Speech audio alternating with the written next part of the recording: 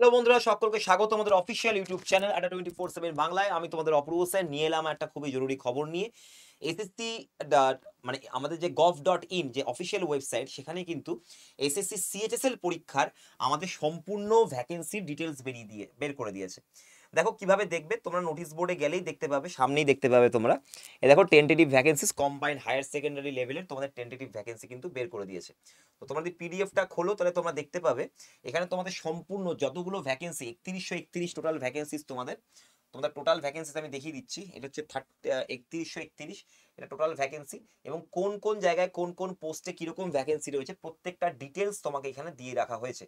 তোমরা এখানে দেখতে পাচ্ছ যে আমাদের কিন্তু এখানে যদি আমি উপর থেকে দেখাই তাহলে মোটামুটি ইউআর ভ্যাকেন্সি আমাদের ডিপার্টমেন্ট অফ ইন্টারনাল সিকিউরিটি বা ইন্টেলিজেন্স ব্যুরো আইবিতে তোমাদের 127, 111 হচ্ছে তোমাদের ডিপার্টমেন্ট অফ ডিফেন্সে।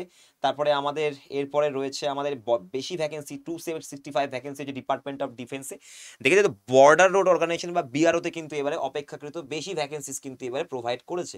এরপর তোমরা 134 ভ্যাকেন্সি পাবে ডিপার্টমেন্ট অফ এক্সপেন্ডিচারে, কন্ট্রোলার জেনারেল, এটা তোমাদের কন্ট্রোলার, হ্যাঁ, জেনারেল অফ অ্যাকাউন্টসের ক্ষেত্রে।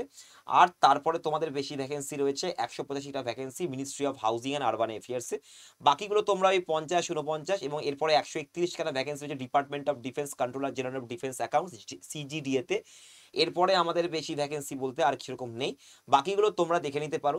তো এইগুলো কয়েকটা যেগুলোতে বেশি ভ্যাকেন্সিস রয়েছে, চাইবো যে তোমরা সেগুলোতে অবশ্যই ভেবেচিন্তে অ্যাপ্লাই করবে এবং আগামী দিনে যেটা তোমাদের পরীক্ষার পরে একটা আবার পোস্ট প্রেফারেন্স করতে দেবে, সেখানে তোমরা এই ডিটেলস ভ্যাকেন্সিটাকে দেখেই কিন্তু পোস্ট প্রেফারেন্স দেবে। তো এটা তোমরা পেয়ে যাবে ssc.gov.in আমাদের অফিসিয়াল এসএসসির ওয়েবসাইটে। তো তোমরা সেখান থেকে এটা দেখে নাও এবং ভালো করে ব্যাপারটাকে বুঝে নাও যে কোন পোস্টে তুমি চাকরি করতে চাইছো এবং কোথায় তোমাকে পোস্ট প্রেফারেন্স দিতে হবে। All the best for your exam.